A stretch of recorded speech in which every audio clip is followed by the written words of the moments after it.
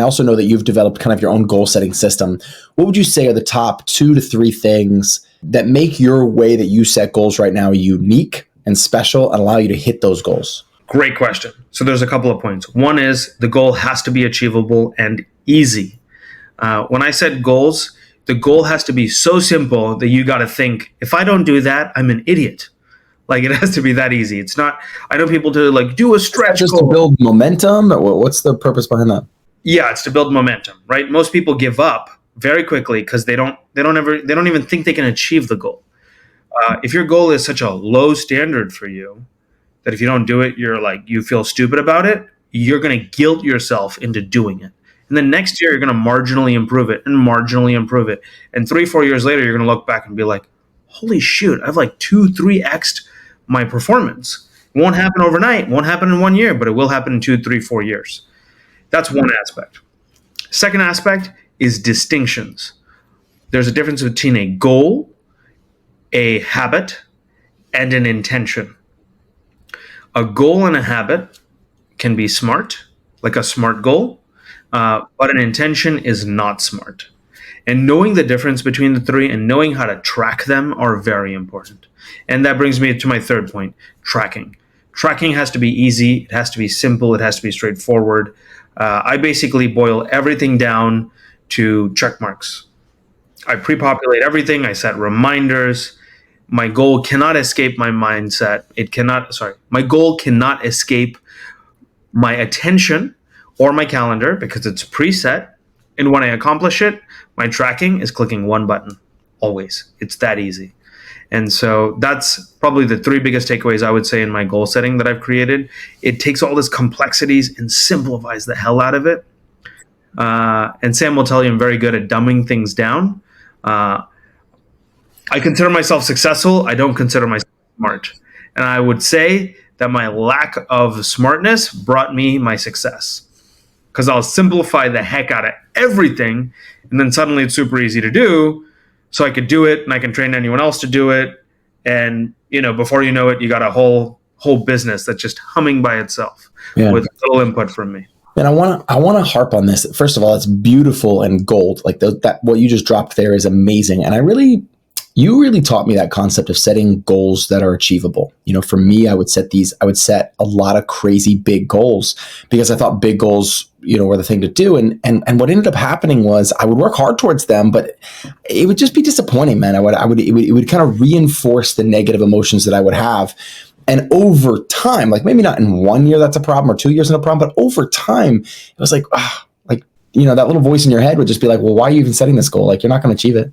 Yeah. Like it might make you work hard for a month, but you're not going to achieve it. So you really harped on that of like, no, build momentum, give yourself that next step. And then you'll want to go more, and then you'll want to go more. And you're building that flywheel concept of expanding. I really. Can I share a takeaway? Yeah. Go for it. One thing that we have started doing in our business is we took that and we've expanded it or shrunk it in a different way. We now set our business goals 1 quarter at a time. We don't do annual plans. We're growing so fast that a year out doesn't even make any sense for us to talk about because we could be grossly wrong. We talk about 3 months from now. We talk about what we need to do this month to make that 3-month goal happen.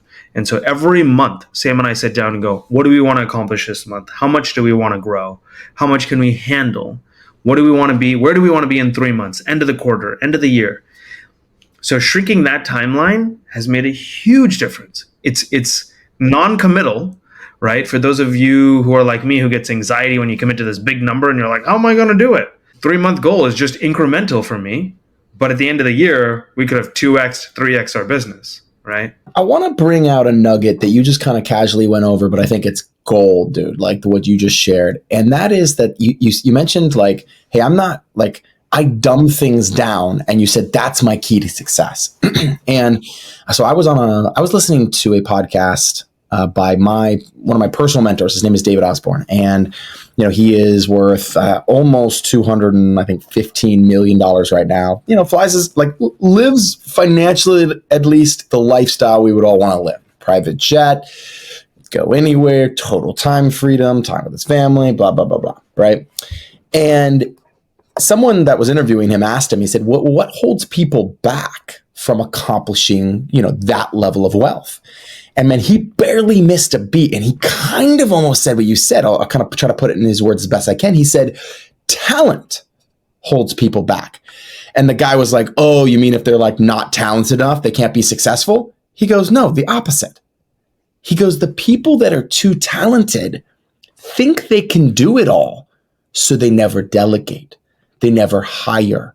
They're so talented, they do take it all on themselves.